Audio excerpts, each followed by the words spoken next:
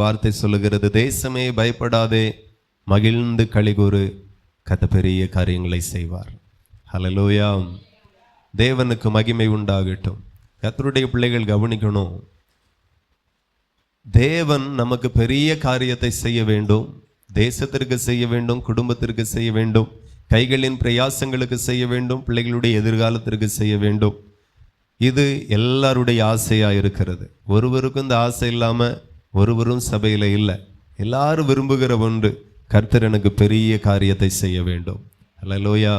எத்தனை பேர் விரும்புகிறீர்கள், ஆண்டவர் எனக்கு பெரிய காரியத்தை செய்யணும்? ஆமென். கர்த்தர் என் பிள்ளைகளுக்கு பெரிய காரியத்தை செய்ய வேண்டும். அப்போ ஆண்டவர் இந்த இடத்துல தீர்க்கதரிசி மூலமாய் சொல்லுகிறார், நான் பெரிய காரியம் செய்யணும் அப்படின்னா தேசமே நீ என்ன செய்ய வேண்டும்? மகிழ்ந்து களி கூற வேண்டும். இன்னைக்கு கர்த்தர் நமக்கு பெரிய காரியத்தை செய்யும்படி எதையோ செய்து கொண்டிருக்கிறோம். வேதத்தின்படி தான், வேதம் சொல்லுகிறபடி, வேதத்தில் இருந்து ஒரு மனுஷனுக்கு அற்புதம் நடக்கணும்னா ஜெபிக்கிறோம், உபவாசிக்கிறோம், விழித்திருக்கிறோம், அதிகாலையில் தேடுகிறோம், ராம் முழுவதும் ஜெபிக்கிறோம், உபவாசிக்கிறோம். இப்படி தேவனிடத்தில் இருந்து பெரிய காரியத்தை பெறும்படி சபையார் செய்யாத ஒன்றே இல்லை. நிறைய காரியத்தை ட்ரை பண்ணி பார்த்தாச்சு, நிறைய காரியத்தை செயல்படுத்தி பார்த்தாச்சு. ஆனாலும் சில நேரங்களிலே நம்முடைய வாழ்க்கையில் நாம் நினைத்த அளவுக்கு பெரிய காரியத்தை நம்மளால் பார்க்க முடியலை, சுதந்திரிக்க முடியலை. நான் விசுவாசிக்கிறேன், எந்த பெரிய காரியத்தை பெற்றுக்கொள்ள வாஞ்சையாக இருக்கிறீர்களோ அந்த பெரிய காரியம் இன்றைக்கு நீங்கள் பெற்றுக்கொள்ளும்படி இந்த வார்த்தையில் உள்ள சத்தியம் உங்களை விடுதலையாக்கும். ஹல்லேலூயா. அப்போ நிறைய ட்ரை பண்ணி பார்த்தாச்சு பாஸ்டர், ஆனால் ஒன்றும் நடக்கலை, நினைச்ச அளவுக்கு நடக்கலை, நடந்துக்கிட்டு இருக்கு, நினைச்ச அளவுக்கு நடக்கலை அப்படின்னு சொல்லுகிறவர்கள் தேவனுடைய வார்த்தையை கவனிங்க. ஆண்டவர் சொல்லுகிற, தேசமே பயப்படாதே, மகிழ்ந்து களி கூறு. எப்போதுமே நம்முடைய தேவனுடைய ஒரு சுவாபம், தேவனுடைய சித்தம் என்ன அப்படின்னா, நாம முதல்ல செயல்படணும், ரெண்டாவது அவர் செயல்படுவார். ஹல்லேலூயா. நீ விசுவாசித்தால் தேவனுடைய மகிமையை காண்பார். அப்போ தேவனுடைய மகிமையை நீங்களும் நானும் காணணும் அப்படின்னா முதல்ல விசுவாசிக்கணும். அவர் செய்யட்டும் பிறகு நம்புற அப்படிங்கிறலாம் அந்த பேச்சுக்கே இடம் இல்லை. நீங்க நம்பிட்டீங்கன்னா அவர் செய்திருவார், அவர் செயல்படுவார். எல்லாமே நாம தான் முதல்ல செய்யணும், எதுனாலும். அப்ப நாம செய்ய வேண்டியதை நாம செய்தா அவர் செய்ய வேண்டியதை அவர் கண்டிப்பா செய்வார். இதுதான். அப்ப இந்த இடத்திலையும் ஆண்டவர் சொல்லுகிற, நான் உனக்கு பெரிய காரியத்தை செய்யணும்னா நீ முதல்ல மகிழ்ந்து இருக்கணும். எத்தனை பேர் இன்றிலிருந்து நல்ல சந்தோஷமா இருப்பீங்க? ஹல்லேலூயா. உலகத்திலே ஒரு புள்ளி விவரம் சொல்லுகிறது, ரொம்ப துக்கமுகமா இருக்கிறவங்க கிறிஸ்தவங்க அப்படின்ட்டு. அதுலேயும் ஒரு துல்லியமான ரிப்போர்ட் சொல்லுகிறது, பெந்தேகோஸ்தேக்காரங்க ரொம்ப துக்கமுகமா இருக்கிறாங்களாம். எந்த புள்ளி விவரம் எவன் எடுத்தானி மட்டும் கேட்கக்கூடாது. அந்த அளவுக்கு. போன வாரம் ஒரு தாயார் ரொம்ப பாரமாக பேசிகிட்டு இருந்தாங்க, ஃபோன் பண்ணி. என்ன சொன்னாங்க அப்படின்னா, பாஸ்டர், கணவனார் இறந்து போயிட்டார், ஒரே பையன், கஷ்டப்பட்டு வளர்த்தேன், கல்யாணம் முடித்து வச்சேன். இப்போ கல்யாணம் முடிஞ்சதில் இருந்து என்கிட்ட சரியாக பேச மாட்டேங்கிறான், சரியாக சாப்பாட்டுக்கு பணம் அனுப்ப மாட்டேங்கிறான். நான் எதிர்பார்த்ததை விட அவன் தலைகீழ மாறிட்டான். எனக்கு யாருமே இல்லை, எனக்கு யாருமே இல்லை, அந்த ஏசப்பா மட்டும்தான் இருக்கிறாரு பாஸ்டர், உங்கள் சத்தியமா வேற ஒருத்தரும் இல்லை அப்படின்னாங்க. எனக்கு அவங்க பேசிட்டு இருக்கும்போது ஒரு பக்கம் பாரம், ஒரு பக்கம் பயங்கர சிரிப்பாயிடுச்சு. ஹல்லேலூயா. நீங்கள் பார்க்குறத பார்த்தா ஒன்றுமே விளங்கலை பாஸ்டர் அப்படிங்கிற மாதிரி பார்க்குறீங்க. ஏன் ஒரு பக்கம் பாரம் அப்படின்னா, ஒரு பக்கம் ஒரு தாயார் விதவை, மகன் விசாரிக்க வேண்டும், விசாரிக்கலை, பாரம். அது எனக்கு ரொம்ப கஷ்டமாக இருந்து. இன்னொரு பக்கம் எனக்கு ரொம்ப ஏன் சிரிப்பாச்சு அப்படின்னா, எனக்கு அந்த ஏசப்பா மட்டும்தான் பாஸ்டர் இருக்கிறாரு, வேற ஒரு நாதியும் இல்லை அப்படின்னு சொன்னது எனக்கு ரொம்ப சிரிப்பு அடக்கவே முடியலை. நல்ல ஒரு கிறிஸ்தவ குடும்பம், நல்ல ஜெபிக்கிற தாயார் தான், எனக்கு நல்லா தெரியும். ரொம்ப நாளாக ஃபோனில் பேசிகிட்டு இருக்கோம், ஒரு நாள் முகத்தை பார்த்தது இல்லை. அந்த வார்த்தை எனக்கு எப்படி தெரியுமா இருந்துச்சு, பாஸ்டர் எனக்கு ஒருத்தரும் இல்லை, அந்த பிச்சைக்காரன் மட்டும்தான் அப்பப்போ வந்து என்ன யாதுன்னு விசாரிப்பான் பாஸ்டர், அவ்வளோதான் அப்படிங்கிற மாதிரி ஏசப்பாவை சொல்கிறாங்க. ஏசப்பா மட்டும்தான் பாஸ்டர் இருக்கிறாரு, வேற ஒருத்தரும் இல்லை. எத்தனை பேருக்கு புரிஞ்சு? அந்த இயேசு உனக்கு போதாதா என்ன? ஹல்லேலூயா. 16,000ங்களில் சிறந்தவராய் இருக்கிறார் அந்த இயேசு தெய்வம் உங்களுக்கு போதாதா என்ன? அப்போ உன் மகனை காட்டிலும் இயேசுவை எங்க வச்சிருக்கிறீங்க? 1000 பிள்ளைகளால கொடுக்க முடியாத அன்பை இயேசு கிறிஸ்து உங்களுக்கு கொடுப்பார். 1000 உறவுகள் இணைந்து செய்ய முடியாத உதவிகளை இயேசு என்கிற ஒரே பேரான தெய்வம் உங்களுக்கும் உங்கள் சந்ததிகளுக்கும் செய்து முடிப்பார்.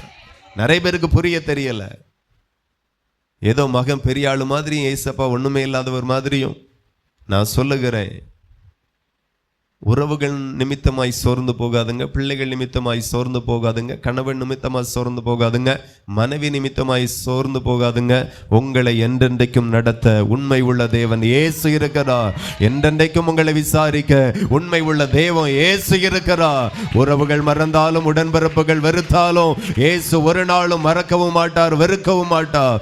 உங்கள் மேல உண்மையான அன்பு செலுத்துகிற மெய்யான தெய்வம் இயேசு கிறிஸ்து. அவர் போதாதா என்ன? அவர் உங்களோடு கூட இருப்பார். தேவனுடைய பிள்ளைகள் புரிந்து கொள்ளுங்க.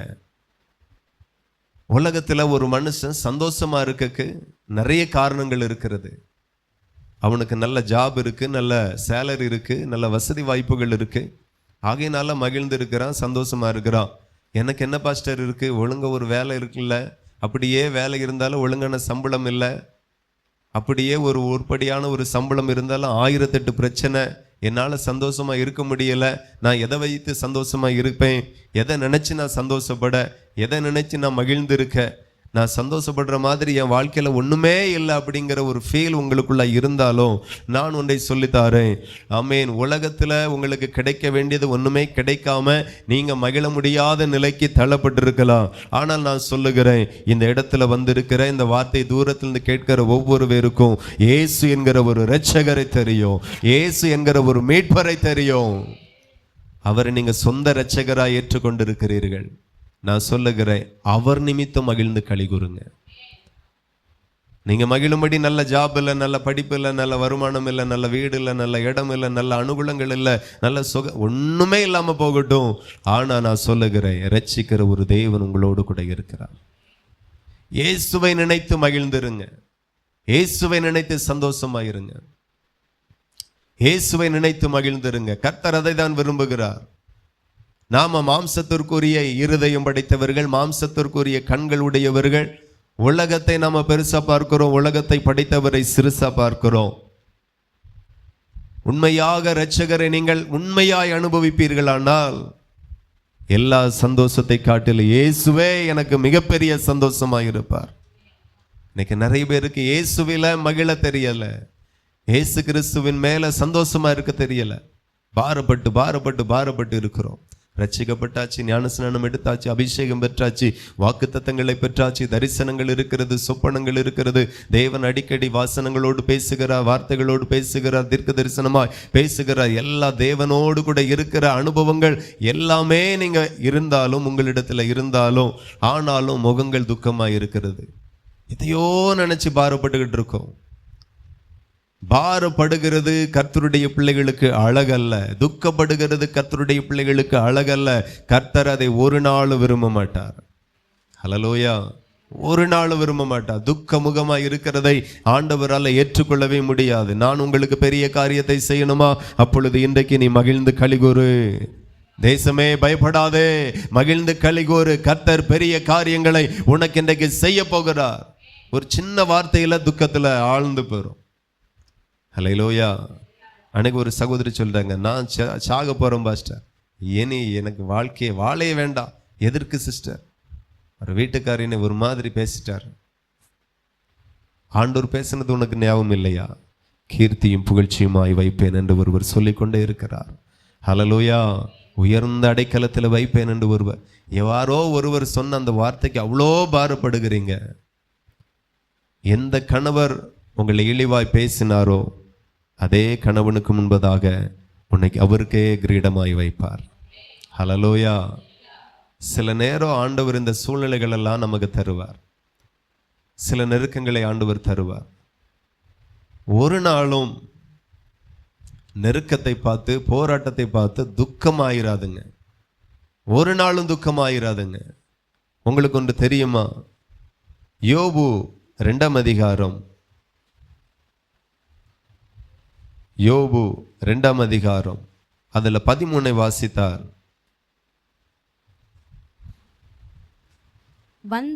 வந்து அவன் துக்கம் மகா கொடிய துக்கம் என்று கண்டு ஒருவரும் அவனோடு ஒரு வார்த்தையும் பேசாமல் இரவு பகல் 7 நாள் அவனோடு கூட தரையிலே உட்கார்ந்திருந்தார்கள்.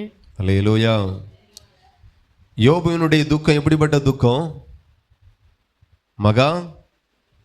மகா கொடியதான், மகா கொடிய துக்கமா. 10 பிள்ளைகளும் ஒரே நாள் மரிக்கிறார்கள்.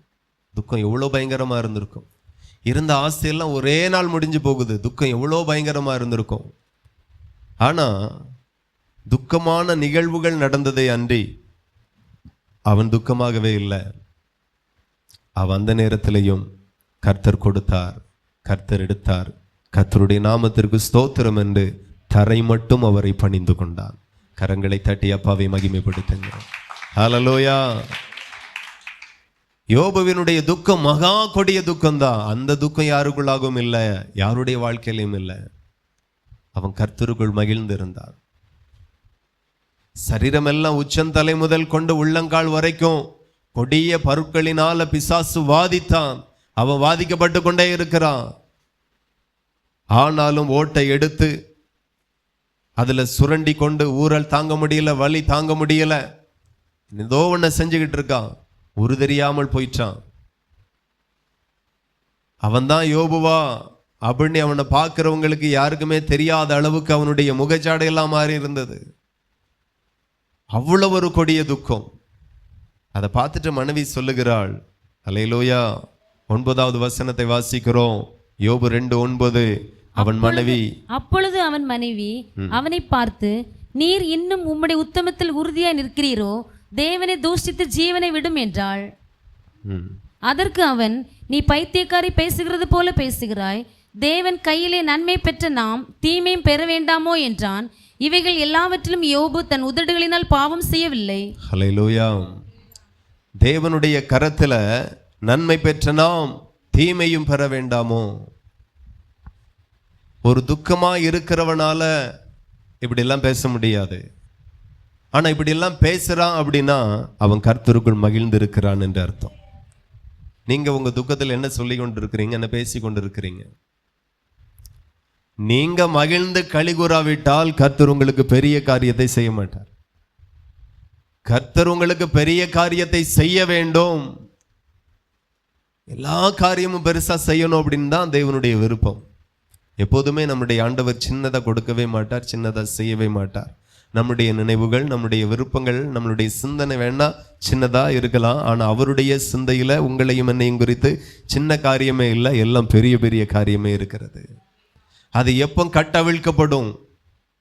மகிழ்ந்து களி கூறினால் கர்த்தர் பெரிய காரியங்களை உனக்கு செய்வார். சில காரியத்தை நீங்க செய்யாதது வரைக்கும் எத்தனை வருஷம் ஆனாலும் உங்க நிலைமை மாறாது, உங்க வளர்ச்சி அடுத்த கட்டத்திற்கு எட்டி போகாது. எத்தனை பேருக்கு புரியுது? அடுத்த கட்டத்திற்கே கர்த்தர் கொண்டு போக மாட்டார். 40 நாளில் கானான் தேசத்திற்கு போயிருக்கணும். அவ்வளவுதான் தூரத்துல இருக்கிறாங்க இஸ்ரவேல் ஜனங்கள். ஆனா ஆண்டவர் கொண்டு போகல. என்ன காரணம்? ஒரு துர்ச்செய்தி வந்துட வேண்டாம். அண்ணா போச்சு, நாசமா போச்சு, எனக்கு முன்னே தெரியும், என் தலையெழுத்தே இப்படிதான் அப்படின்னு அவன் முறுமுறுத்தான். அண்ணா கடை 10 நாள்ல போக வேண்டிய உன் வாழ்க்கை 40 வருஷமானாலும் நீ போக மாட்ட. ஆண்டவர் வெயிட் பண்ணுவார். நீங்க அவர் விரும்புகிற அந்த இடத்துக்கு வருகிறது வரைக்கும் அவர் பொறுமையாயிருப்பார். நாட்கள் போகும், நாட்கள் போகும், வருஷங்கள் போகும், எல்லாம் வீணாயிரும். ஜனங்கள் சரியாகாதது வரைக்கும் அவரால் கானான் தேசத்திற்குள்ளாய் கொண்டு போக முடியல. கர்த்தருடைய ஆசீர்வாதம் சாதாரணது இல்லை, அது அசாதாரணமானது. அதற்கு ஒவ்வொரு பிள்ளைகளும் தகுதியாகணும், ஆயத்தமாகணும், உருவாகணும். 1 லிட்டர் ஊற்றக்கூடிய தண்ணீர் கொள்ளளவு கொண்ட பாத்திரத்தில் தான் 1 லிட்டர் தண்ணீரை ஊற்றுவோம். அது 1 லிட்டர் கெப்பாசிட்டி. ஆனால் நம்ம 10 லிட்டர் ஊற்றோம்னா எப்படி தாங்கும் அது? அதே போலதான் ஆண்டவருடைய வார்த்தை உங்களை அதிக கனத்திற்குரிய பாத்திரமாய் நித்தமும் உருவாக்க ஆண்டவர் முயற்சிக்கிறார். இஸ்ரவேல் ஜனங்களையும் முயற்சித்தார். ஒரு கட்டம் விசுவாசிக்கவே வேண்டாம், கர்த்தர் 10 வாதைகளை இவர்களுக்காகவே எகிப்தில் அனுப்பினார். ஆமாவா இல்லையா? அது விசுவாசிக்க தேவையில்லை, ஆண்டவர் செயல்படுவார். ஆனா என்றைக்கு எகிப்திலிருந்து வெளியே வந்தார்களோ அதுக்கு பிறகு முழுக்க முழுக்க இனி சாதாரணமா எதுவும் நடக்காது, நீ விசுவாசித்தால் தான் எதுவும் நடக்கும் என்கிற நிலைமைக்கு கர்த்தர் கொண்டு போனார். ரட்சிக்கப்படாதது வரைக்கும் இயேசுவே நீ கூப்பிட்டீங்க, கண்ணீரோடு கூப்பிட்டீங்க. எத்தனையோ தேவனிடத்துல நான் போயிட்டேன், இயேசுவும் ஒரு தேவன் என்று கேள்விப்பட்டு இங்க வந்திருக்கிறேன், ஏசப்பா செய்வீங்களா அப்படின்னு கேட்டா அன்னைக்கு ஆண்டவர் செய்தார். அல்லேலூயா. விசுவாசம் அவங்களுக்கு என்னன்னு தெரியாது. ஆகையினால தான் ஆண்டவர் இடத்துல நீங்க கேட்கும்போது, வரும்போது, வேண்டிக் கொள்ளும் போது ஆண்டவர் செய்தார். அது குழந்தை பருவம். இப்ப ரட்சிக்கப்பட்டாச்சு, தேவனுடைய இரத்தத்துல பங்கு உள்ளவர்கள், தேவனுடைய சரீரத்தில் பங்குள்ளவர்கள், தேவனுடைய ஆவியை பெற்று கிறிஸ்துவை போல நீங்கள் மாறி இருக்கிறீர்கள். அல்லேலூயா. இப்ப நீங்க வேற மனுஷன், வேற மனுஷி. இப்பவும் நான் பழைய குழந்தைய போல இருப்பேன் அப்படின்னா வளர்ந்த பிறகு பார்க்கலான்னு விட்டுருவார். மாறணும். ஒவ்வொரு வார்த்தையிலையும் துக்கம். நான் சொல்லுகிறேன், துக்கமே இருக்கக்கூடாது. இன்னைக்கு நிறைய பேருக்கு என்ன துக்கம் தெரியுமா? எதிர்கால துக்கம்தான். நாளை தினத்தை குறித்து கவலைப்படாதே என்று இயேசு கிறிஸ்து மறுபடியும் சொல்லுகிறார். நிறைய பேருக்கு நாளைய குறித்து தான் சங்கடம். மதியானம் 1 மணியை குறித்து நமக்கு ஒரு கவலையும் இல்லை. யாருக்காக ஒரு மணிக்கு நான் என்ன பண்ணுவேன் அப்படி யாரும் இருக்கீங்களா? கை தூக்குங்க. உங்களுக்கு மொத்த சபையும் ஜெபித்து ஒரு விடுதலை வாங்கி தந்துட்டு அடுத்த 2 மணி நேரத்துக்கு போகும். யாருக்காக அந்த 1 மணியை குறித்து, 2 மணியை குறித்து, சாயங்காலம் 4 மணிக்கு என்ன செய்வோம்? அப்படியே தான் கவலை இருக்கா என்ன? இருக்காது. வேதத்தின்படி இருக்காதுன்னு நான் நம்புகிறேன். வாய்ப்பே இல்லை. ஆனால் கவலை எல்லாம் என்ன தெரியுமா? அடுத்த வாரத்துக்கு, அடுத்த மாசத்துக்கு. இந்த மாதம் 10ஆம் தேதி ஒப்பேத்தியாச்சு, அடுத்த மாதம் 10ஆம் தேதிக்கு என்ன செய்வேன்? அடுத்த வருஷத்திற்கு. எல்லாருக்குமே தூர நாட்களை குறித்து தான் கவலை, எதிர்காலத்தை குறித்து தான் கவலை. அடுத்தால் என்ன பண்ணுவோம் அப்படின்ட்டு நான் சொல்லுகிறேன். யோர்தானை தூரத்திலிருந்து பார்க்கறது வரைக்கும் எப்படி தான் தெரியும்? ஐயோ ஆபத்தை போல இருக்கும், பயங்கரமாக இருக்கும், எப்படி கிராஸ் பண்ண போகிறோம், என்ன பண்ணுவோம், என்ன பிளான் பண்ணலாம். நீ ஒன்றும் பண்ண வேண்டாம், நீங்கள் சும்மா இருங்கள், கர்த்தர் உங்களுக்கு யுத்தம் செய்வார். அல்லேலூயா. ஆமாம். எதை பார்த்தாலும் மகிழ்ச்சியாய் பாருங்க. எந்த ஆபத்தை பார்த்தாலும் மகிழ்ச்சியாய் பாருங்க. நீங்க மகிழ்ச்சியா பார்த்துட்டீங்கன்னா அந்த ஆபத்து உங்களுக்கு அற்புதமாய் மாறும். அவர்தான் இயேசு கிறிஸ்து. ஒரு துர்ச்செய்தியை கேட்குறீங்க, ஆனாலும் சந்தோஷமா இருங்க. உடனே ஒரு நற்செய்தி வரும். மனைவி ஒன்று பேசிட்டாங்க, கணவனுக்கு ஒரு மாதிரி. கணவன் ஒன்று பேசிட்டாங்க, மனைவிக்கு ஒரு மாதிரி. இன்னைக்கு நிறைய பேருடைய இருதயத்தில் பிசாசு போடக்கூடிய விதை என்ன தெரியுமா? நீ இருக்கிறதுனால தான் உன் அருமை அவனுக்கு தெரியலை, நீ செத்துட்டா அவனுக்கு உன் அருமை தெரியும், செத்துரு அப்படின்னு பிசாசு நிறைய பேருடைய இருதயத்தில் இந்த விதைகளை விதைக்கிறான். அல்லேலூயா. நான் சொல்லுகிறேன், நீங்க உங்க கணவனானுக்கு முக்கியமோ இல்லையோ, நீங்க உங்க மனைவிக்கு முக்கியமோ இல்லையோ, ஆனா உங்களை படைத்த தேவனுக்கு நீங்களும் நானும் தான் ரொம்ப ரொம்ப ரொம்ப முக்கியம். அல்லேலூயா. ஆமா. குடும்பம் உங்களை ஒரு காலத்துல வெறுக்கலாம், நண்பர் வட்டாரம் ஒரு குறிப்பிட்ட எல்களை உங்களை வெறுக்கலாம். மரண பரியந்தம் உங்களை சுமக்கிறவர் இயேசு மட்டும்தான். நீங்க ரொம்ப முக்கியமானவர்கள். நீங்க தான் ஆண்டவருக்கு ஆலயம், நீங்க தான் ஆண்டவருக்கு கரம். இந்த கரத்தை கொண்டுதான் கர்த்தர் உங்களை பயன்படுத்துவார். நீங்க ரொம்ப முக்கியமானவர்கள். பிசாசு சொல்லிட்டே தான் இருப்பான். பிசாசுக்கு என்ன விருப்பம் தெரியுமா? நீங்க சாகணும், நீங்க சாகணும். அதுதான் பிசாசுனுடைய விருப்பம். இயேசுவுக்கு என்ன விருப்பம் தெரியுமா? நீ சாகக்கூடாது, உனக்காக நான் சாகிறேன் என்று உங்களுக்காக எனக்காக ஜீவனையே கொடுத்தவர் இயேசு. அல்லேலூயா. தேவனுடைய பிள்ளைகள் புரிந்து கொள்ளணும். மனம் திரும்புங்க, மனம் திரும்புங்க. நிறைய துக்கமான செய்திகள் வரட்டும், ஒவ்வொன்றையும் சந்தோஷமாய் பாருங்க. நிறைய வருத்தங்கள் வரட்டும், சந்தோஷமாய் பாருங்க. மகிழ்ந்து களி கூறுங்க. இப்படி ஆயிற்று, சந்தோஷமாயிருங்க. இப்படி நடந்துட்டு சந்தோஷமாயிருங்க. நிறைய பேருக்கு நாளை தினத்தை குறித்து தான் ரொம்ப கவலை, அடுத்த நாள் காரியத்தை குறித்து தான் ரொம்ப கவலை, அடுத்த மாசத்தை குறித்து தான் ரொம்ப கவலை. யோர்தானை தூரத்தில் பார்த்தா அப்படிதான் தெரியும், செங்கடலை தூரத்துல இருந்து பார்த்தா அப்படிதான் தெரியும், வனாந்தர பிரயாணம் தூரத்துல இருந்து பார்த்தா அப்படிதான் தெரியும். ஐயோ, வனாந்தரத்தில் என்ன கிடைக்கும்? மண்ணை தவிர ஒன்றும் கிடைக்காது. தூரத்தில் இருக்கிறது வரைக்கும் வனாந்தரம் உனக்கு கொடூரமா இருக்கும், உன்னை பயமுறுத்துற மாதிரி இருக்கும். ஆனா பக்கத்துல போகும்போது சிற்றிகளுக்குள்ளாக கூட இல்லாத சுகத்தையும் அனுகூலத்தையும் தேவைகளையும் வனாந்தரத்திலேயே கர்த்தர் கொடுப்பார். அல்லேலூயா. இப்போ யோர்தான் பார்க்கும்போது ஜனங்களுக்கெல்லாம் ஒரு கஷ்டம், ஐயோ எப்படி தாண்ட போறோம். ஆனா எப்பொழுது யோர்தானிலே கால் மிதித்தார்களோ பிரிந்தது. அல்லேலூயா. செங்கடலை பார்க்கும்போது கொஞ்சம் பயமா இருந்துச்சு, முறுமுறுத்தார்கள். முன்னாடி செங்கடல், பின்னாடி பார்வோனின் சேனை, ரெண்டுக்கும் நடுவில் நாம் இன்னைக்கு மாள போகிறோம், சாக போகிறோம் அப்படின்னு ஏன் நினைச்சு அழுதார்கள், முறுமுறுத்தார்கள், சோர்ந்து போனார்கள். அல்லேலூயா. ஆனா டைம் வந்தது, நேரம் வந்தது. கர்த்தர் யாரும் எதிர்பார்க்க முடியாத அளவுக்கு செங்கடலை இரண்டாய் பிளந்தார். நான் சொல்லுகிறேன், இன்றைக்கும் செங்கடலை பிளந்தவர் உயிரோடு இருக்கிறார். அவர் நேற்றும் இன்றும் என்றும் மாறாதவராய் இருக்கிறார். அவருடைய வல்லமைகளில் ஒன்றும் குறைந்து போகவே இல்லை. இன்றைக்கும் உனக்காக திறக்க வேண்டிய செங்கடல் திறக்கும் என்று கர்த்தர் சொல்லுகிறார். எத்தனை பேர் நம்புறீங்க? உங்களுக்காக பிரிந்து போக வேண்டிய யோர்தான் பிரிந்து போகும் என்று ஆண்டவர் சொல்லுகிறார். இன்றைக்கு வனாந்தரத்தில் கசந்த மாறா உனக்காக மதுரமாய் மாறும் என்று கர்த்தர் சொல்லுகிறார். இன்றைக்கு வனாந்தரத்தில் நீ விரும்புகிற காடை இறைச்சியை ஆண்டவர் தருவேன் என்று கர்த்தர் சொல்லுகிறார். தூரத்திலிருந்து பார்த்தா உலகத்தினுடைய வாழ்க்கை பயங்கரமாக தான் இருக்கும். விசுவாசத்தோடு போ, அந்த பயங்கரம் எல்லாம் பயங்கர அற்புதமாய் உங்களுக்கு மாறும். அல்லேலூயா. யோபுவினுடைய துக்கம் மகா கொடியது. ஆனாலும் கர்த்தருக்குள் அவன் சந்தோஷமாயிருந்தான். ஆண்டவர் எப்பொழுது அற்புதம் செய்வார். 10 நாட்களில் போக வேண்டிய கானான் தேசத்தை சுதந்திரிக்க வேண்டும். 40 வருஷம் ஆயிற்று. இன்னைக்கு உங்க ஆசீர்வாதம் லேட் ஆயிட்டே போகுது. எத்தனை பேர் நினைக்கிறீங்க என் ஆசீர்வாதம் ரொம்ப லேட் ஆயிற்று? யாரும் இருக்கீங்களா? அல்லேலூயா. என் ஆசீர்வாதம் ரொம்ப தள்ளி போயிற்று. கை தூக்காண்டா. உணர்றீங்க தானே? போன வருஷமே எதிர்பார்த்தேன், ரொம்ப லேட் ஆயிடுச்சு. 10 வருஷத்துக்கு முன்னாடியே என் வாழ்க்கை இப்படி ஆயிருக்கணும், நடந்திருக்கணும். நான் எல்லாம் கையை விட்டு போயிடுச்சு. ரொம்ப லேட். ஏற்கனவே நீங்க ரொம்ப லேட்.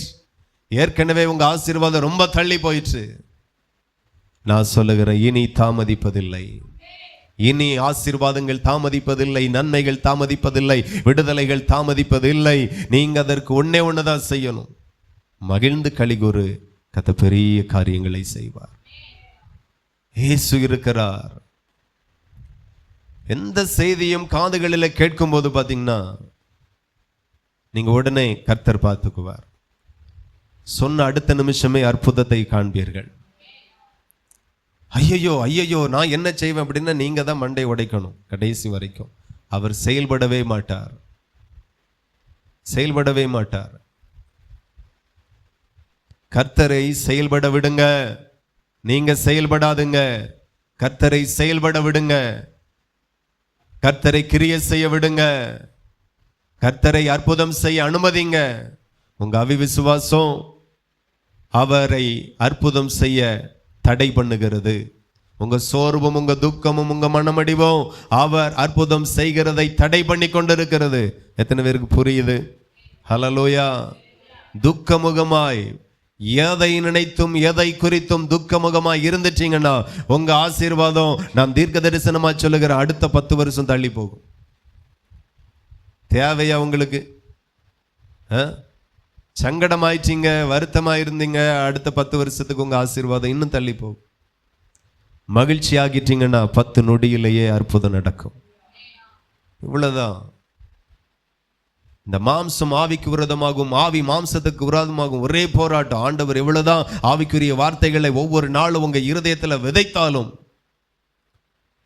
இந்த மாம்சம் ஆவியானவருக்கு விரோதமாய் எப்போதுமே போர் செய்கிறது. அது எப்படி நடக்கும்? அது எப்படி வரும்? பின்ன எதுக்கு இயேசுவை நீங்க ஆராதிக்கிறீர்கள்? ஏன் இயேசுவை ஏற்றுக்கொண்டீர்கள்? மற்ற தெய்வத்திற்கும் இவருக்கும் எவ்வளவு வித்தியாசம் உண்டு என்று உங்களுக்கு தெரியாதா என்ன?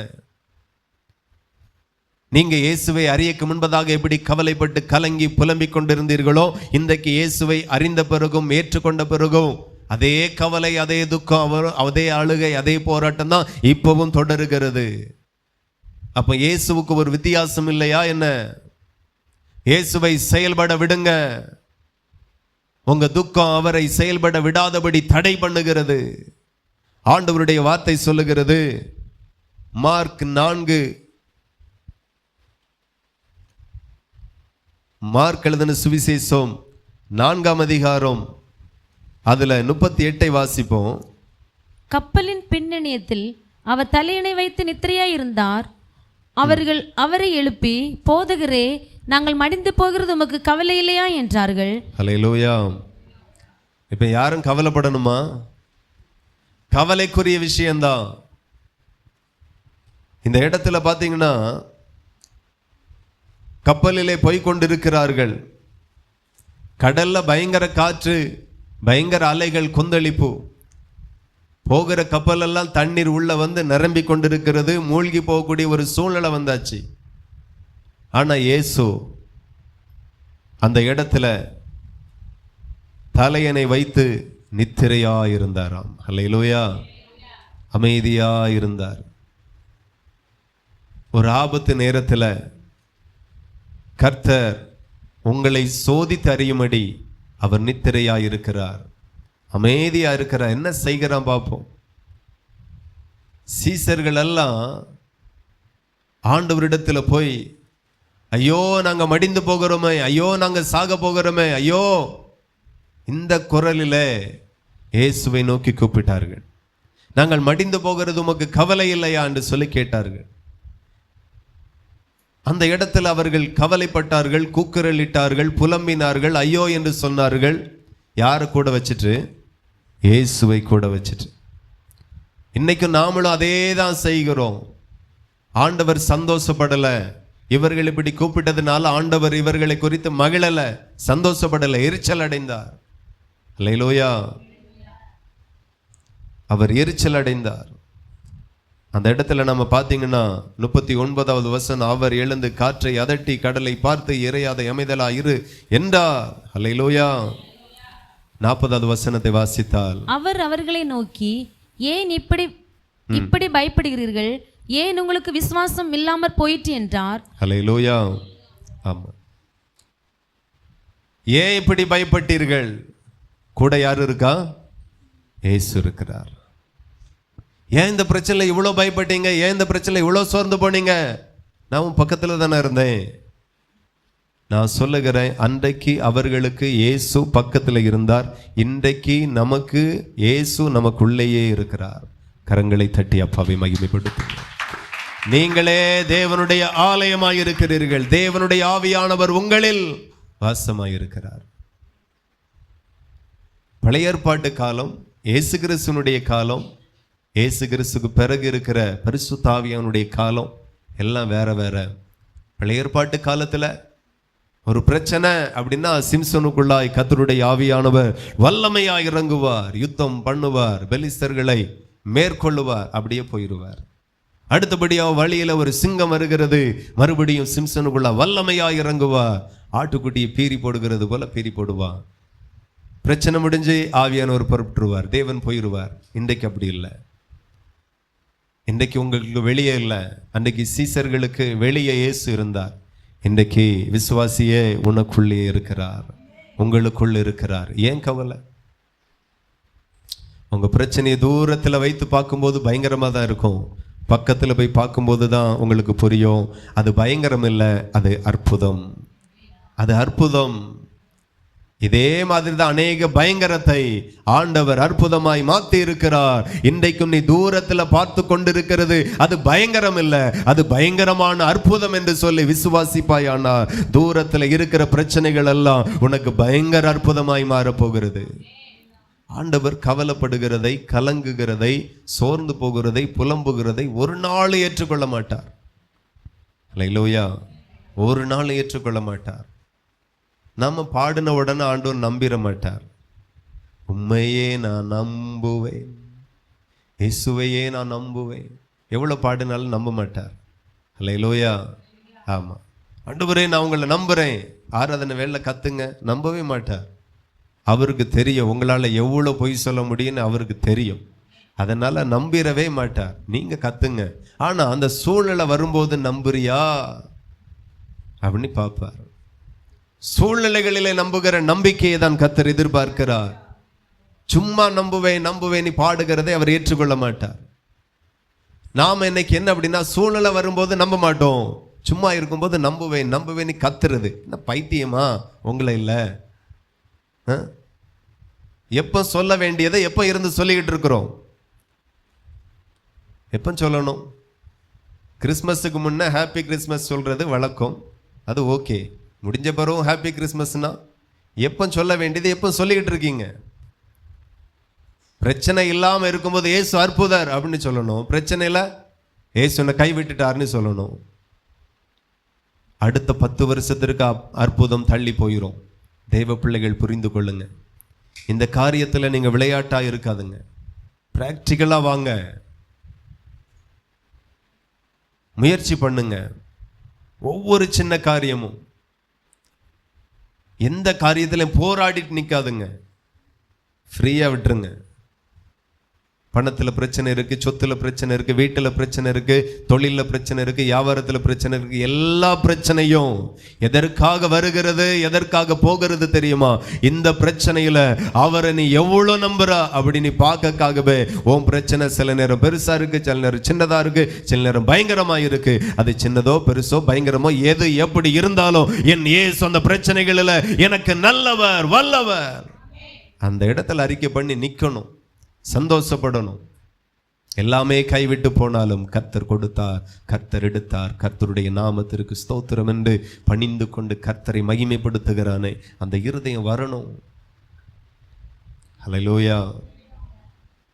நிறைய பேருக்கு அது முடியல, செயலா கொண்டு வர முடியல, வாழ்க்கையில செயல்படுத்த முடியல. என்னென்ன துர்ச்செய்தி காதுல வருதோ அப்பெல்லாம் நீங்க வாயை திறந்து சொல்லணும், அற்புதமாய் மாறப்போகுது, அற்புதமாய் மாறப்போகுது. கடல்ல பயங்கர காற்று, பயங்கர கடல் கொந்தளிப்பு, படகெல்லாம் தண்ணீர்னால நிரப்பப்பட்டு முங்குகிற ஒரு ஸ்டேஜில் வந்தாச்சு. சோர்ந்து போகாதே, கர்த்தருன் பக்கத்தில் தான் இருக்கிறார். சீசனே பக்கத்தில் தானப்பா இயேசு இருக்கிறார், எப்படி கைவிடுவார்? அவன் போய் கேட்கிறான், மதியனமா கேட்கிறான், உமக்கு கவலை இல்லையா? ஹல்லேலூயா. காற்றை விட்டதே அவர், கொந்தளிப்பை தந்ததே அவர், உமக்கு கவலை இல்லையா? அந்த ஆத்திரத்தில் தோத்திரம் கூட வேற மாதிரி தான் வருது.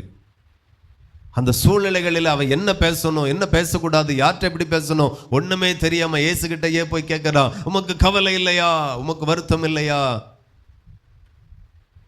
ஹல்லேலூயா. அந்த வார்த்தையினுடைய சத்தம் கூட விசுவாசமாய் இருப்பதாக. ஹல்லேலூயா. விசுவாசமாய் இருப்பதாக. சின்ன கவலைகள் கூட ஒன்றும் இல்லை, வீட்டில் இவ்வளோ வேலை இருக்கு, அந்த வீட்டு வேலையை கூட அது ஒரு பெரிய பாரமா சங்கடமா. என் வீட்டால் அடிக்கடி சொல்லுவா, பெண்ணாவே பிறக்கக்கூடாது, அடுத்த ஜென்மனி ஒன்று இருந்தால் நீங்கள்லாம் ஆணா பிறக்கணும், நாங்கள்லாம் பெண்ணாக பிறக்கணும், உங்களை மாதிரி பேண்ட் ஷர்ட் போட்டுட்டு நாங்கள் ஆம்பளையாக இருக்கணும். உங்களுக்கு என்ன தெரியும்? நீங்கள் பைக்கில் போறிய, காரில் போறிய, இங்கே கிச்சனில் வேலை, பாத்ரூமில் வேலை, வறண்டாவில் வேலை, முத்தத்தில் வேலை, வாஷ் பேஷனில் எங்களுக்கு வேலை, உங்களுக்கு என்ன? ஹல்லேலூயா. எனக்கு என்னமோ அடுத்த ஜென்மத்தில் நான் பெண்ணாக பிறந்துட்டா எனக்கு நல்லது மாதிரி எனக்கு படுது, அவளுக்கு என்னமோ அவள் ஆணாக பிறந்துட்டா அவளுக்கு நல்லது மாதிரி அவளுக்கு படுது. இக்கரைக்கு அக்கறை பச்சைன்ன மாதிரி தான். ஹல்லேலூயா. நான் என்ன சொல்கிறேன், எதையும் பாரமாய் பார்க்காதுங்க. சின்ன காரியமாக இருந்தாலும் பாரம் வேண்டாம். பாரமாக பார்த்துட்டிங்கன்னா அடுத்த 10 வருஷத்துக்கு அற்புதம் தள்ளி போயிடும். அதை சாதாரணமாய் பார்த்தீங்கன்னா அடுத்த 10 வருஷம் தாண்டி நடக்கிற அற்புதமும் இன்றைக்கே நடக்கும்.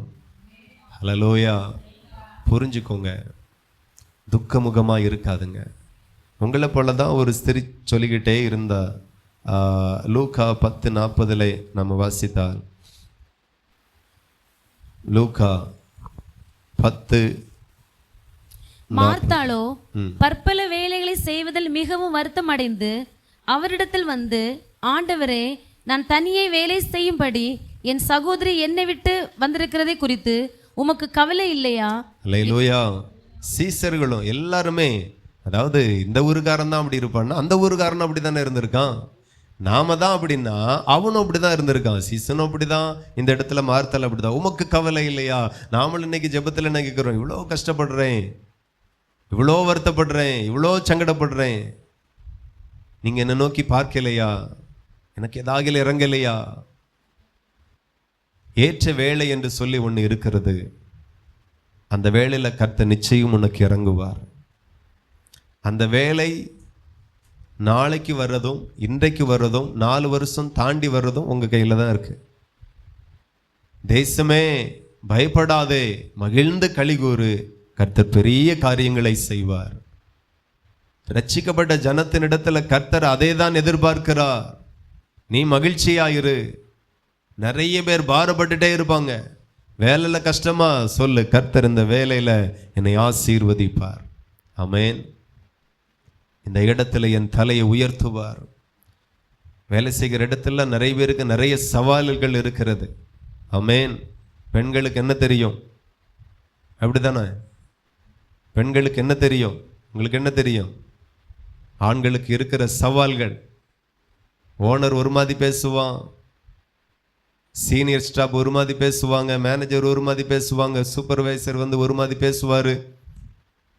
அங்கே பாகுபாடு இருக்கு, அங்கே வேறுபாடு இருக்கு, அங்கே இருக்கிற பிரச்சனை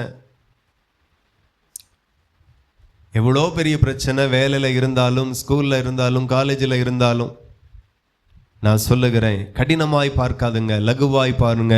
ஏசு என்னோடு கூட இருக்கிறார். இதெல்லாம் மாறும், இப்போவே மாறும். அதையே அறிக்கை பண்ணுங்க, அதையே சொல்லுங்க, அப்படியே பாருங்க, அப்படியே பேசுங்க, அப்படியே சொல்லுங்க, அது லகுவாய் மாறும். அல்லேலூயா. முன்னாடி எல்லாம் சின்ன சின்ன கூட்டத்தை வச்சுட்டு எப்படி நடக்கும், எப்படி முடியும் அப்படிங்கிற மாதிரியே ஒரு பாரம் இருக்கும். இப்பெல்லாம் எந்த கூட்டமும் ஆரம்பிச்சு விட்டுட்டா அது பாட்டுக்கு நடக்கும் அப்படிங்கிற மாதிரி நாம் இருக்கிறது. என்ன காரியமா இருந்தாலும் தொடங்கிடணும், முடிச்சிருவாரு. தொடங்கிடணும், நடந்துரும்.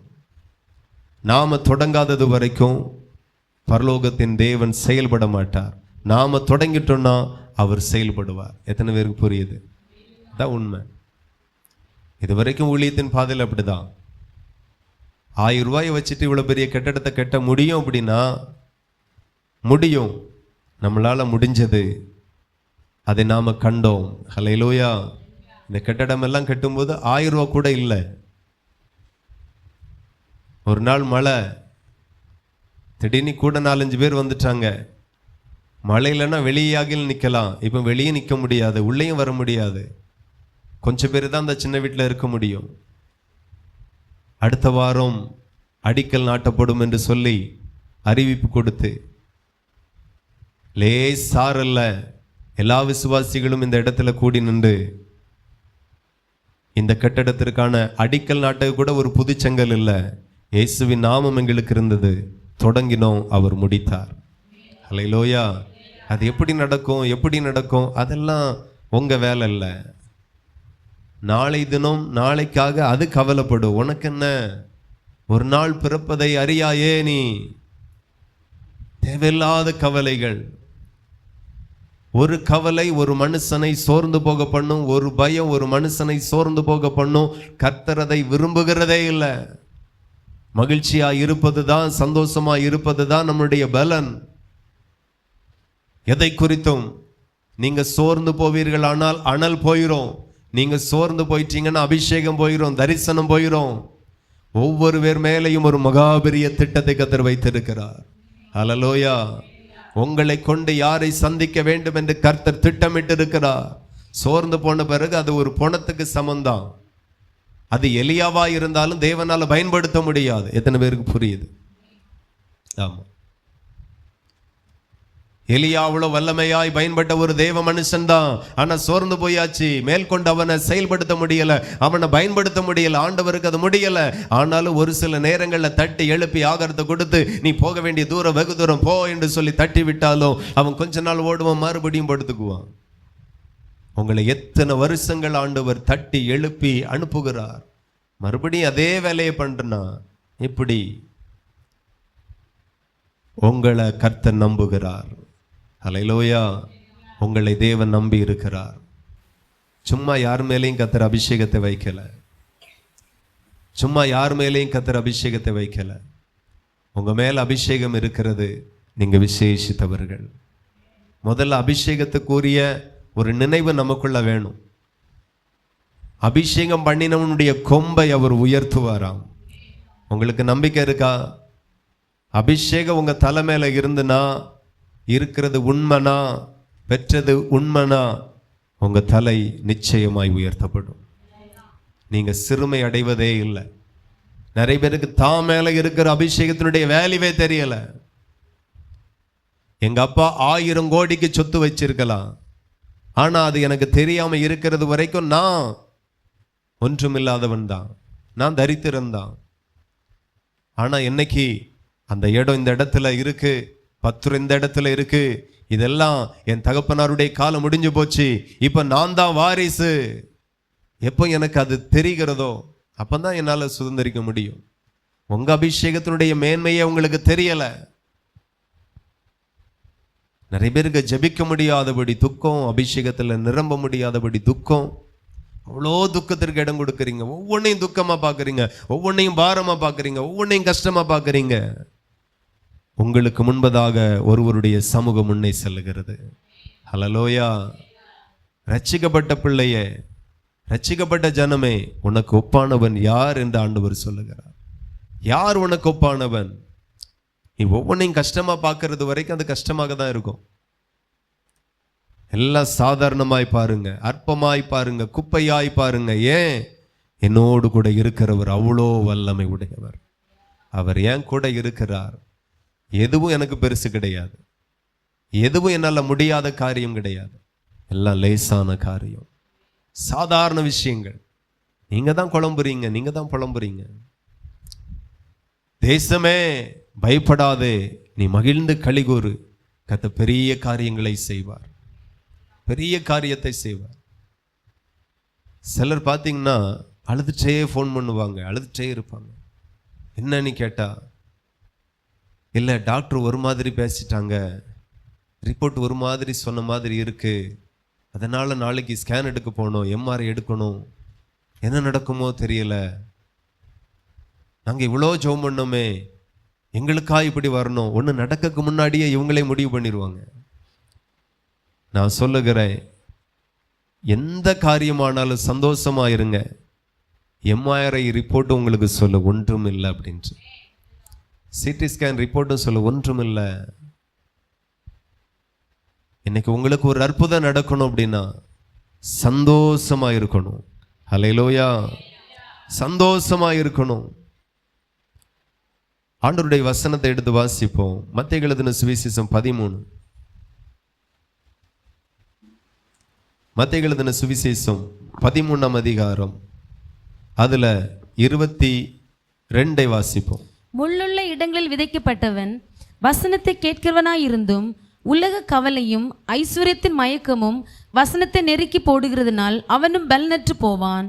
ஹல்லேலூயா. ஆமா, கவலைப்படுகிறவங்களை குறித்து ஆண்டவர் எழுதியிருக்கிறார். அவங்கெல்லாம் முள்ளுள்ள இடங்களிலே விதைக்கப்பட்ட விதைகளைப் போல, நிலங்களைப் போல இருக்கிறார்கள். நம்ம கவலைப்பட்டா வேதம் நம்மளை அடையாளப்படுத்துகிறது. முள்ளுள்ள இடங்களில் விதைக்கப்பட்டவன் வசனத்தை கேட்கிறவனாயிருந்தும் உலக கவலையும் ஐஸ்வர்யத்தின் மயக்கமும் வசனத்தை நெருக்கி போடுகிறதுனால் அவனும் பலனற்று போவான், பலனற்று போவான். அப்போ வசனம் சரியா வேலை செய்யல அப்படின்னா உங்க இருதயமாகிய நிலம் பண்படுத்தப்படவில்லை, அது வெறும் பாறையா இருக்கு. நிறைய பேர் வசனத்தை ஏதோ பேருக்கு கேட்கிற மாதிரி, டைம் பாஸ் கேட்கிற மாதிரி அந்த வசனம் வேலை செய்ய இடம் கொடுங்க. அல்லேலூயா. இந்த இருதயத்தை கல்லாக்குகிறதும் உங்க கையில இருக்கு, சதையாக்குகிறதும் உங்க கையில இருக்கு, லகுவாக்குறதும் உங்க கையில இருக்கு. சிலரை பார்த்தா உங்களுக்கு தெரியும், இவனையா பார்க்கவும் கூடாது, மூஞ்சில முழிக்கவும் கூடாது, சிரிக்கவும் கூடாது, கல்லு. எத்தனை பேருடைய இருதயம் அப்படி கல்லாகுது? நிறைய பேரை குறித்து இருக்கும் இருதயத்தில், இவனா மூஞ்சிலே முழிக்க கூடாது, தூரத்திலே பார்த்தா எங்கிட்டோ பார்த்துட்டு அப்படி சைலண்டா போயிடணும். அவனுக்கு இருதயம் கல்லாக்கப்படுகிறது.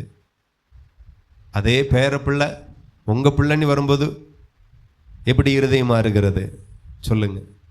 எம்மா என் பிள்ளை, நிறைய பாட்டிமார தாத்தாமார பார்த்துருக்கேன். இவங்க பிள்ளையை நேசித்ததை காட்டிலும் இவங்க பிள்ளைகளுடைய பிள்ளை அப்படி நேசிக்கிறது. அவ்வளோ இனம் புரியாத அன்பு. காரணம், அந்த பேர பிள்ளைக்காக இருதயம் கல்லா இல்லை, சதையா இருக்கிறது, லகுவா இருக்கிறது. இன்னைக்கு கர்த்தருடைய வசனத்திற்கு சிலருடைய இருதயம் கற்பாறையா இருக்கிறது. எவ்வளவு விதைங்க, அங்க ஒன்றும் வராது, புல்லு கூட முளைக்காது. யாரும் இருக்கீங்களா? நீங்க எவ்வளவு சொல்லுங்க பாஸ்டர், நாங்கன்னா இப்படிதான் இருப்போம். எவ்வளவு சொல்லுங்க, உபவாச கூட்டத்துக்கெல்லாம் வர முடியாது. ஆமா, திருவிருந்துக்கெல்லாம் வர முடியாது. ஞானஸ்நானம் எடுத்துட்டு வீட்டில் இருங்க. நீங்க எவ்வளவு சொல்லுங்க. ஆமா, திருவிருந்து ஆசீர்வாதம் தான், எங்களுக்கும் தெரியும். நீங்க எவ்வளவு சொல்லுங்க. அதனைக்கு அப்படிதான், என் இஷ்டத்துக்கு தான் வருவேன். நீங்க என்னன்னு சொல்லுங்க. எவ்வளவோ நம்ம விதைக்கிறோம். ஆண்டவருடைய வசனத்திற்கு இருதயம் கற்பாறையா இருக்கிறது, கல்லா இருக்குது. எப்படி சொல்லணுமோ, எப்படி பேசணுமோ கடிந்து பேசுகிறோம், எச்சரித்து பேசுகிறோம், அன்பா பேசுகிறோம், ஆண்டவருடைய வசனத்தை சுட்டி காட்டி பேசுகிறோம். ஆனாலும் இருதயம் கல்லு, ஒன்றும் முளைக்காது.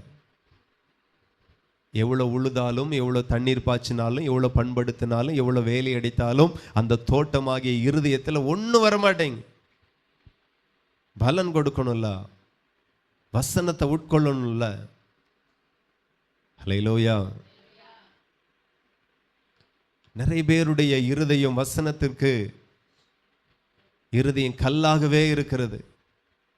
ஆண்டவரும் ரொம்ப பொறுமையா இருக்கிறார்.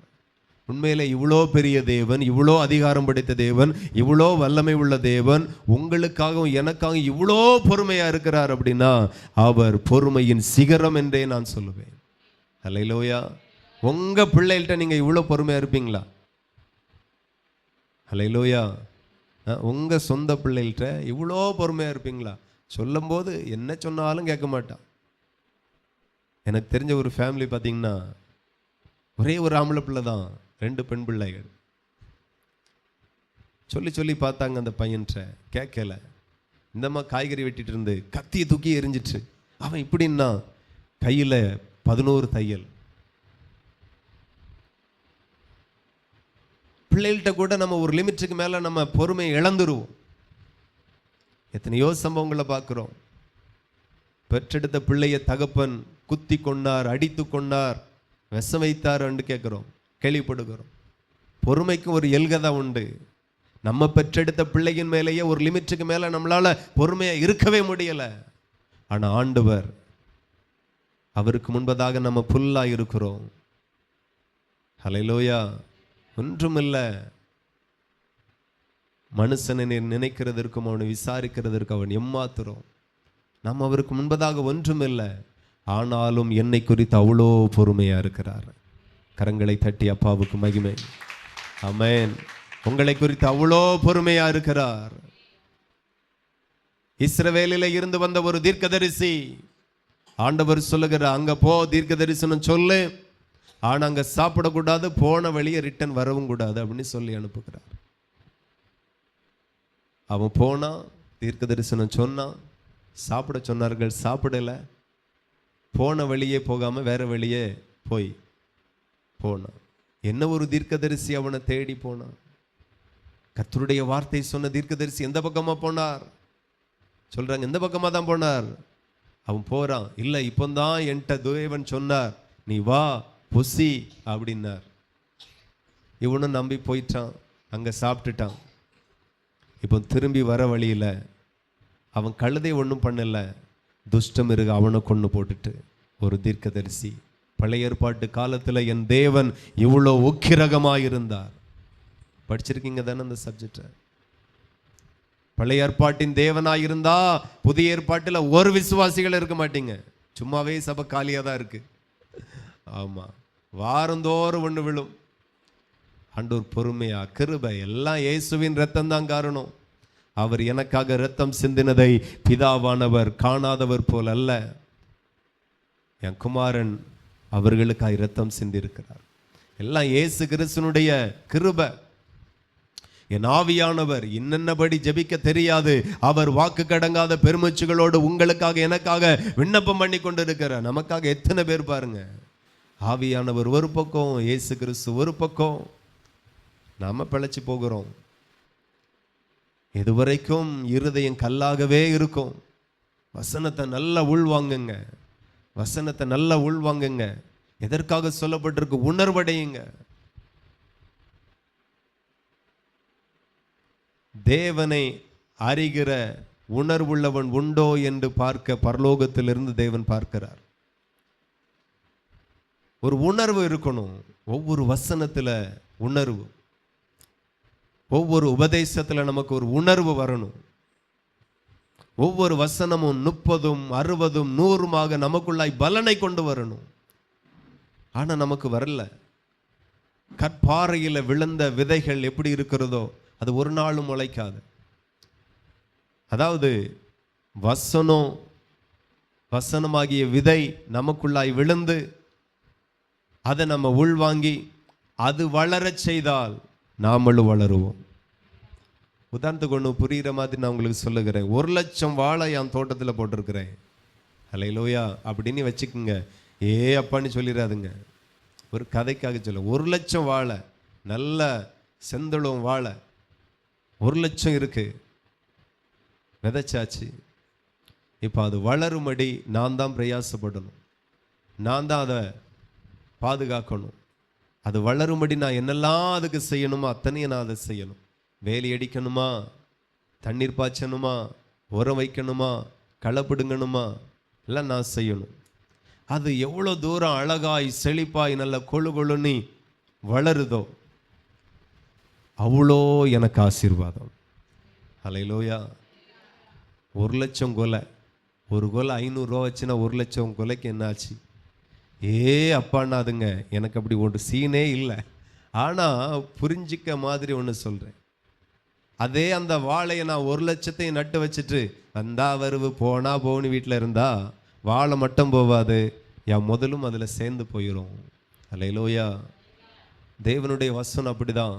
உள்ள விழ தண்ணீர் ஊற்றி, பரிசுத்த ஆவியின் ஆண்டவருடைய தண்ணீரை ஊற்றி ஊற்றி அந்த வசனத்தை நல்லா ஆமென் உணர்ந்து புரிந்து அறிந்து அதன்படி வாழ்க்கையை அர்ப்பணிக்க உள்ள இருந்து ஒரு மகிமை பொங்கி வரும். ஹல்லேலூயா. நிறைய பேர் மாறல. கிறிஸ்து உங்களை அவரை போல மாற்ற விரும்புகிறார். ஆமென்.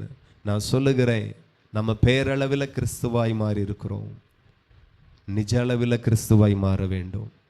அவர் வேற, நீங்க வேற இல்லை. அவர் எப்படியோ அப்படியே நீங்களும் இருக்கிறீர்கள். அவர் என்னெல்லாம் செய்தாரோ அதெல்லாம் நீங்களும் செய்வீர்கள்.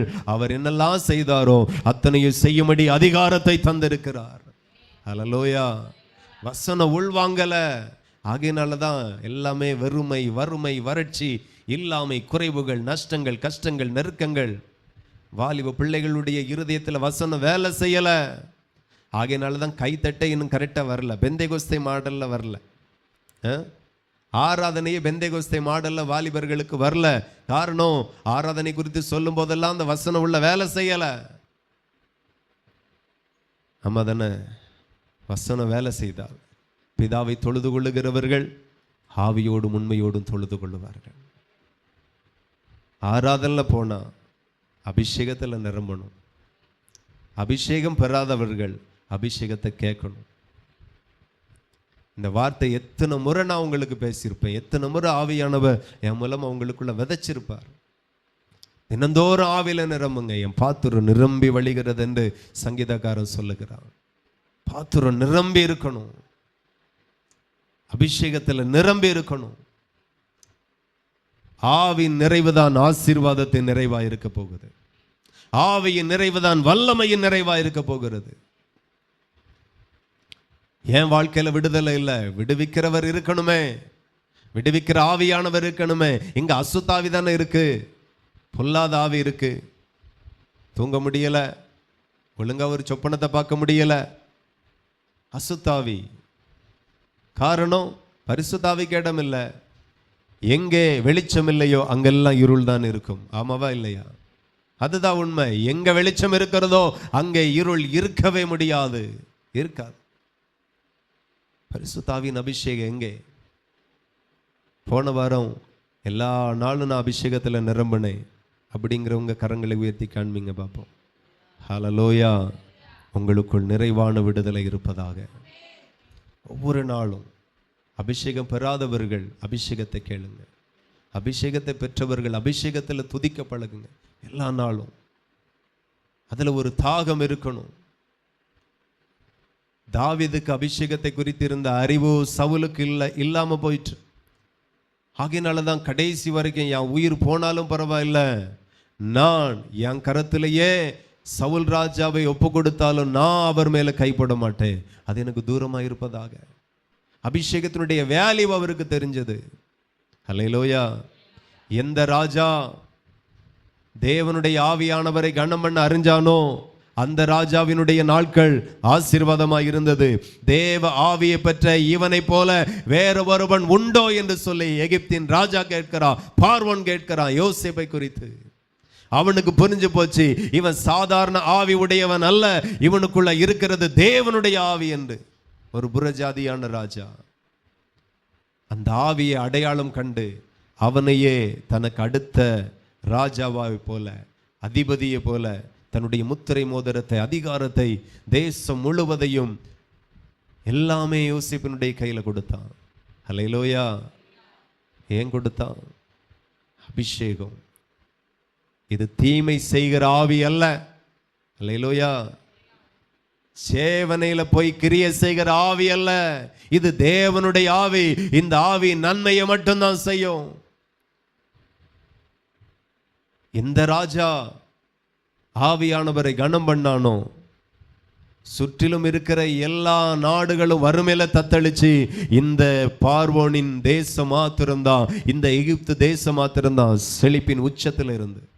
எல்லா நாடும் இங்க தான் வந்து ஆகாரத்திற்கு கையேந்தினார்கள், தானியத்திற்கு கையேந்தினார்கள். காரணம், ஒருவரை கனம் பண்ண அறிஞ்சிருந்தா. யோசேப்பை அறியாத வேற ஒரு ராஜா எழும்பினான், அபிஷேகத்தை அறியாத வேற ஒரு ராஜா எழும்பினான், ஆவியானவரை அறியாத வேற ஒரு ராஜா எழும்பினான். என்ன நடந்துச்சு? தேசம் அழிக்கப்பட்டது. ஆமென்.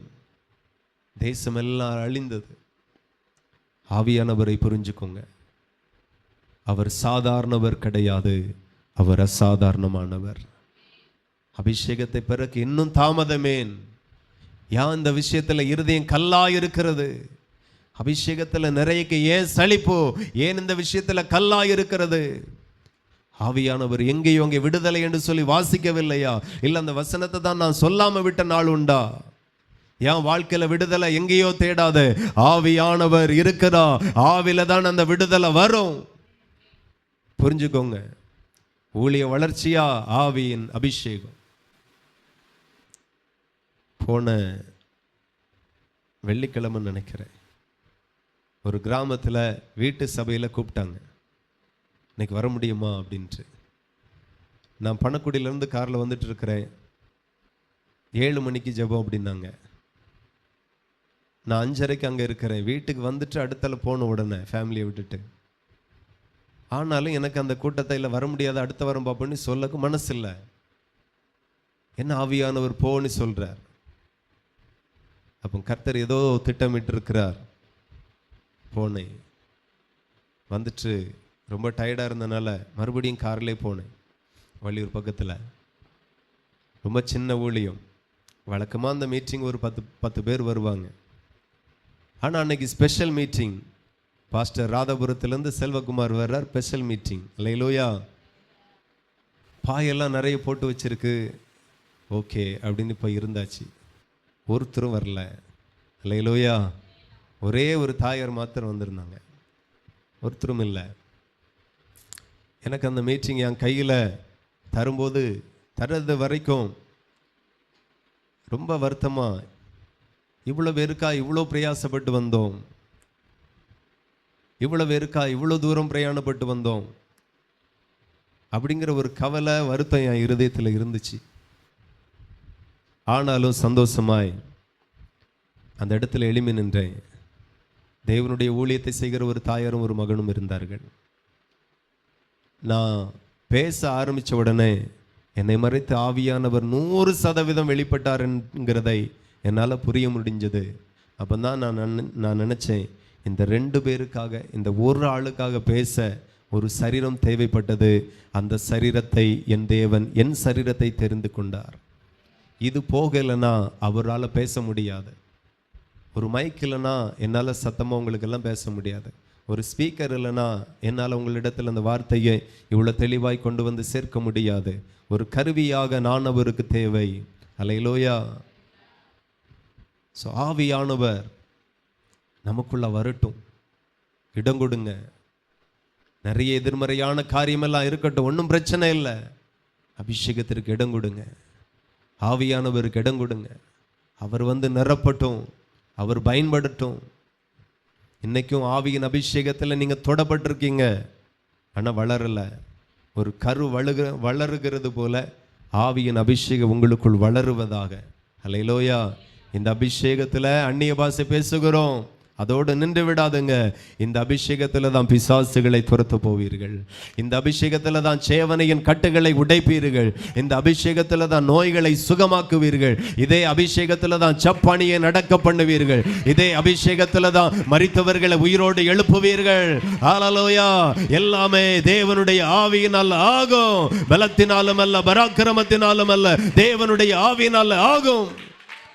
ஆவியை புரிந்து கொள்ளுங்க, ஆவியிலே நடங்க, ஆவியானவர் மேல தாகமாயிருங்க. எத்தனை பேர் விரும்புவீர்கள் அவரை? ஆவியானவருடைய காரியத்தில் இருதயம் கற்பாறைகளை போல இருக்கிறது. உபதேசத்திற்கு இருதயம் நிறைய பேருக்கு பாறைகளாக இருக்கிறது. ஆண்டவர் விரும்புகிற பலன் அதில் இல்லை. கர்த்தர் பார்த்துட்டே இருக்கிறார். ஹல்லேலூயா. இப்போ இன்னைக்கு சொல்லப்படுகிற வார்த்தையெல்லாம் பெரிய ஒரு சத்தியம் கிடையாது, சாதாரண சத்தியம்தான். தேசமே பயப்படாதே, நீ மகிழ்ந்து களிகூரு. கதை பெரிய காரியங்களை செய்வார். பெரிய ஒரு சத்தியம் இல்லை, சின்ன ஒரு காரியம்தான். இதை நீங்கள் செய்யாட்டா ஆசீர்வாதம் அடுத்த 10 வருஷத்துக்கு தாண்டி போகும். உங்களால் முடியும். இன்னைக்கே வீட்டுக்கு போங்க, ஒரு வருத்தம் ஆனாலும் சந்தோஷப்படுங்க. இன்னைக்கு வீட்டுக்கு போங்க, ஒரு சங்கடமான ஒரு சூழ்நிலை இருக்கும், ஆனாலும் சந்தோஷப்படுங்க, மகிழ்ந்து களி கூறுங்க.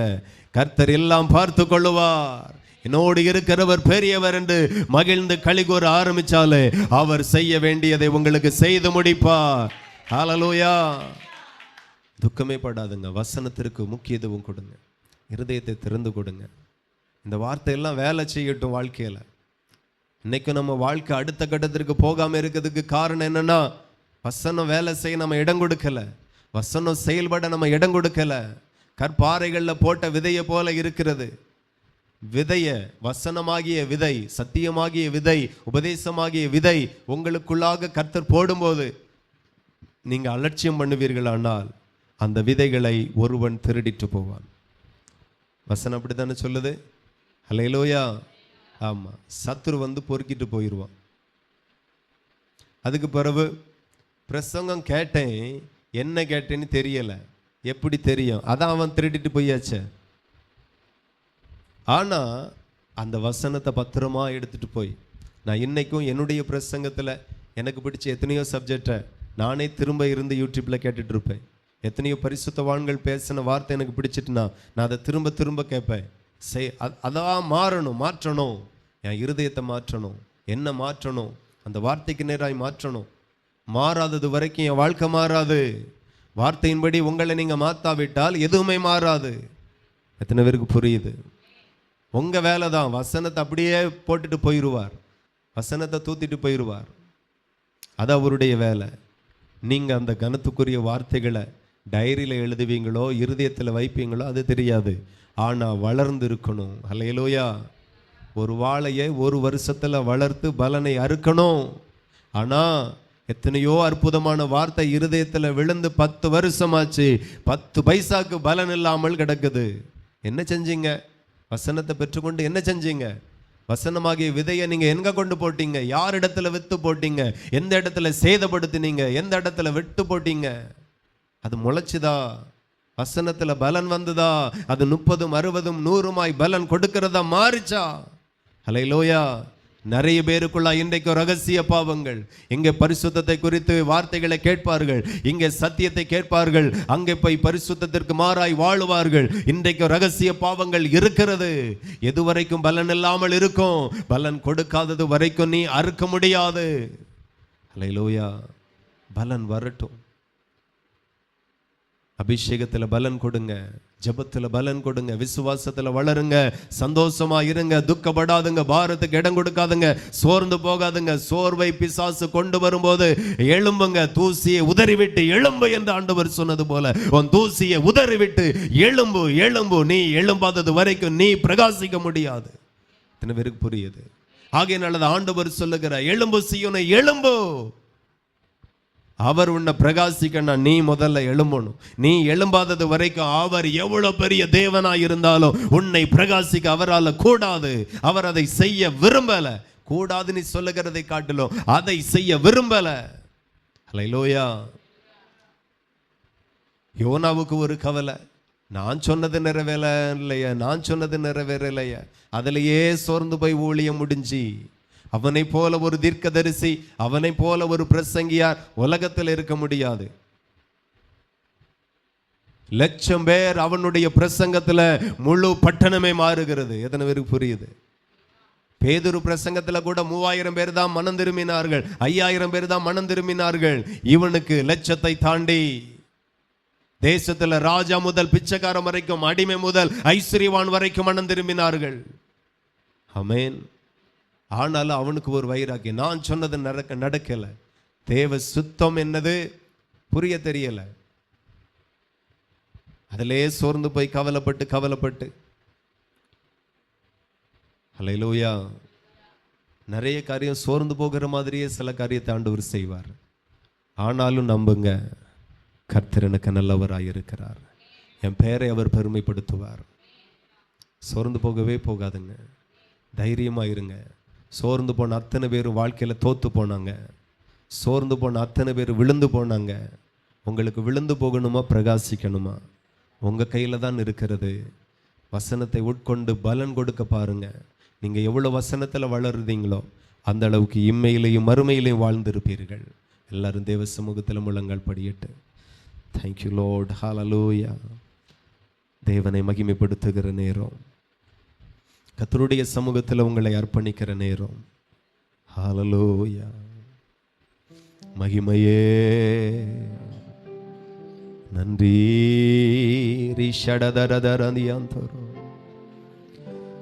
நரம்புகள் உருவாகட்டும், சிந்தை உண்டாகட்டும். நரம்புகள் உருவாகட்டும், சிந்தை உண்டாகட்டும். ஐயா அசைவாடும், அசைவாடும் ஆவியான தேவா. ஐயா அசைவாடும், அசைவாடும் ஆவியான தேவா. நரம்புகள் உருவாகட்டும், சிந்தை உண்டாகட்டும். நரம்புகள் உருவாகட்டும், சிந்தை உண்டாகட்டும். ஐயா அசைவாடும், அசைவாடும் எங்க மேல. ஆமே. ஐயா எங்க மேல ஆவியான தேவா. சாத்தானை ஜெயிக்கணுமே, சாட்சியாய் வாழணுமே. நல்ல கரங்களை தட்டி சொல்லுங்க, சாட்சியாய் நிற்கணுமே. ஐயா அசைவாடும், அசைவாடும் ஆவியான தேவா. ஐயா அசைவாடும், அசைவாடும் ஆவியான தேவா. பயங்கள் நீங்கணுமே, பரிசுத்தமாகணுமே. பயங்கள் நீங்கணுமே, பரிசுத்தமாகணுமே. ஐயா அசைவா ரீ ஷகடதரதரா ஆவியான தேவா. ஐயா அசைவாடும், நல்ல கரங்களை தட்டி ஆவியான தேவா. காலோ காலொன்றி நிற்கணுமே, கர்த்தரோடு நடக்கணுமே, காலொன்றி கேளுங்கய்யா. ரிபலதரதர ஐயா செய்வாடோ மமரகதரதர ஐயா செய்வாடோ அசைவாடோ ஆவியான தேவா. சதைகள் உண்டாகட்டும், உம்பசனம் உணவாகட்டும், சதைகள் உண்டாகட்டும், உம்பசனம் உணவாகட்டும். ஐயா செய்வாடும் எங்க மேல கிறிஸ்து உருவாவதாக, கிறிஸ்து பிறக்கட்டும் எங்களுக்குள்ளாக, கிறிஸ்து வளரட்டும், ஆவியில வளரட்டும், ஆவியான தேவா. ஐயா செய்வாடும் அசைவாடும் ரிபா ஷக்கட ரிகதர ஆமென். ஐயா செய்வாடும் அசைவாடும் போதாது ஆமென்.